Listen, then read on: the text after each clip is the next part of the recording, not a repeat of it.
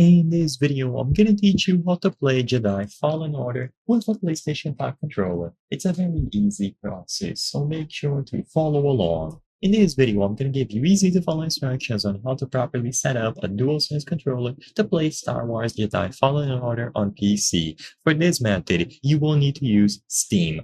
Don't worry, even if you don't own the game through Steam, you can still use this method. So even if you didn't actually purchase the game, you will still be able to follow along.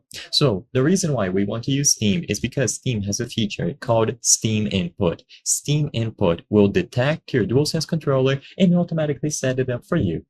Now, all that you have to do is open Steam and you will find Star Wars Jedi Fallen Order. Now, for this video, I'm going to be using Monster Hunter World as an example because I don't own it on this account. I apologize, but you can still follow along.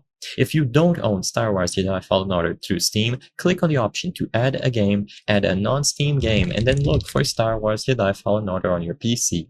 You will be able to add the exe file. If you don't see it on this list, click Browse and you will be able to find it on all of the folders and files available on your PC. When the game is listed here, right-click it, go over to Properties, Controller, and then enable Steam Input. So Steam Input is the feature that I mentioned that is going to make this work. With this done, you are good to go. You can go into the controller configurator if you want. Your controller should appear here, and you will be able to customize the layout. Now, once again, you will see that I am using an Xbox controller for this example. I apologize, but even if you are still using a DualSense, it is going to work. You can even see that they have the icon here. So Steam will handle setting it up for you. And as long as you run the game through Steam, you will be able to get it to work. You just need to make sure that the controller is connected and that Steam Input was enabled. And this is going to work even if you have the executable file not purchased through Steam. You just need to add it as a non-Steam game.